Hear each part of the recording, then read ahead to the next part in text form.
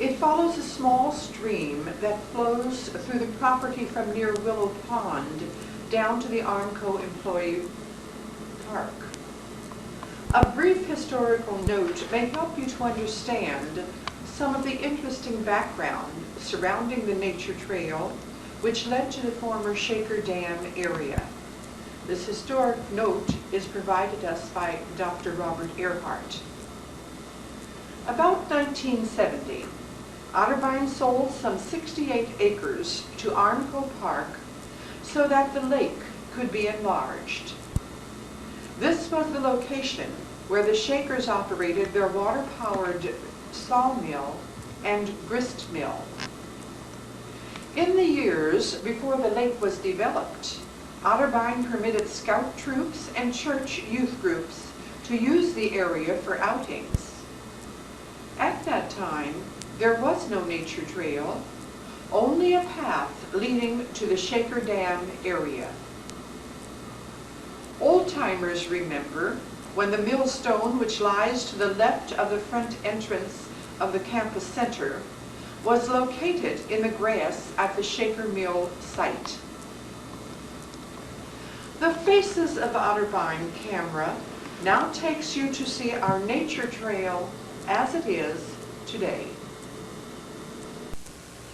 This is Wayne Wills conducting you on a short videotape tour of the nature trail. First, I will try to orient you to where we are entering the nature trail. As you see, the nature trail sign is away in the distance, and as you back up, we are following the drainage stream from the pond, so that we are standing on the edge of the pond and near the pavilion. Now, after you've located that drainage stream, which goes down across Otterbein property and goes into Armco Park, the nature trail is on both sides of that stream. We will follow the one on the right side first. So there is the nature trail sign. We'll go to that again to start.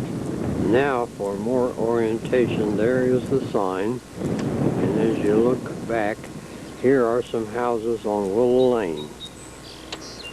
We will go down to where the sign is and enter the trail again. I will show some views of the trail on the way, just short views as we go.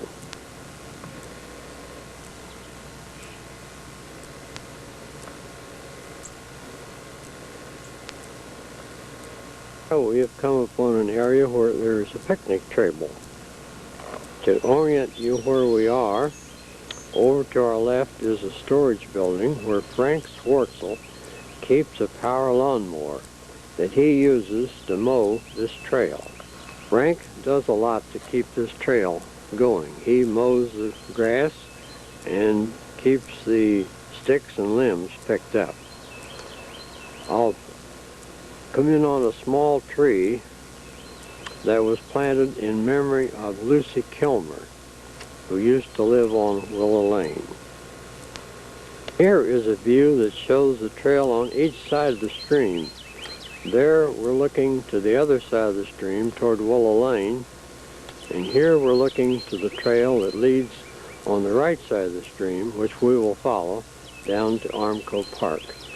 I will show some small short scenes of the trail as we go.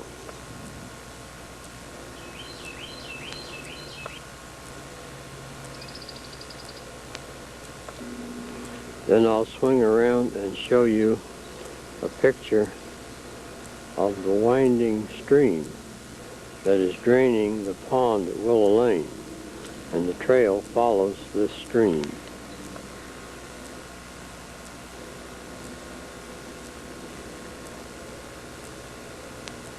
Now we are approaching one of the main features of the trail, a large oak tree. We will get a closer view of that. Here we're approaching the tree, and you see a park bench made by Frank Schwartzel sitting there under the tree. And I will scan up the tree to give you some idea of its height. This is one of the real nice spots on the trail. You can sit on the bench and meditate and listen to the birds and see nature. Or when you're ready to go on, the trail takes off right there. Another view that shows the trail on the right side of the stream, but as I pan over, and you can look and see the stream, how it comes and winds around down the trail.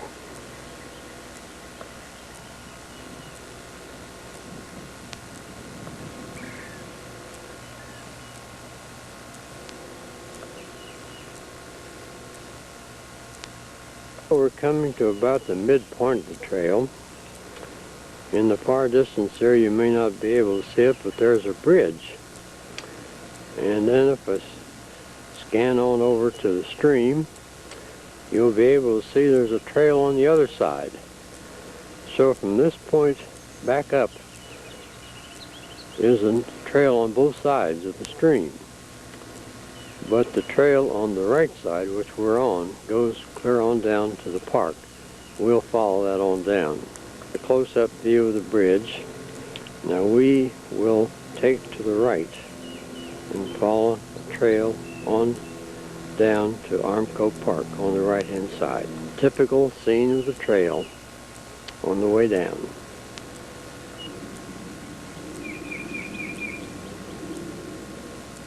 Here is one of the longer vistas of the trail. This is toward the end of the trail as it approaches Armco Park. We've come to the end of the trail.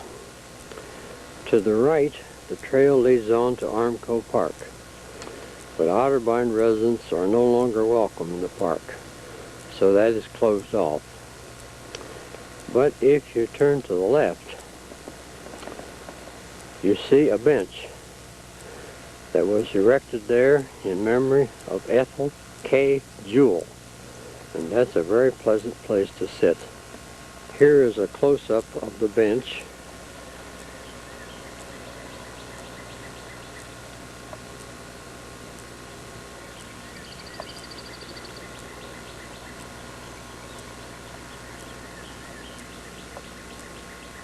Here is a view of what you see when you sit here on the bench.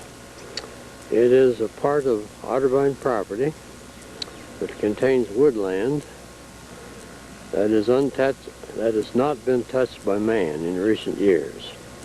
It is sort of a forest primeval. It takes quite a bit of doing to just walk through it. Now we'll turn around and go back the trail. So we're facing back up the trail. We're on the left-hand side of the stream at this time.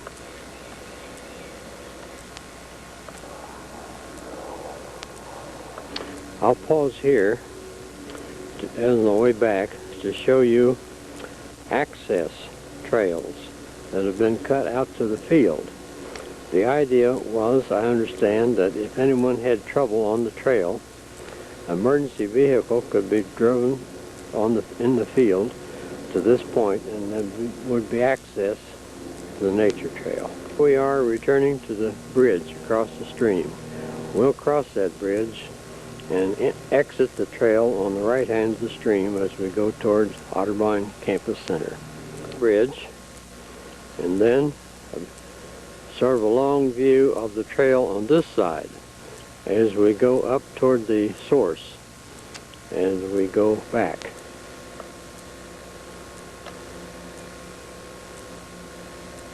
Another view of the trail as we are going back. And here we pause to see another attraction on the trail. There is the exit entrance that we're looking there. But if we go over to the left, Here is another one of those benches that Frank Schwartzel has made and installed. That makes two of them. And then over to the left of that is the dog cemetery. It's a closer view of the tombstone that Frank Schwartzel placed here. And as we zoom in, you see he has inscribed the name of his dog, Cindy. On the other side of the stone, Margaret Humphrey had a dog when she lived on Willow Lane that died, and that dog is also included. The name was Andy.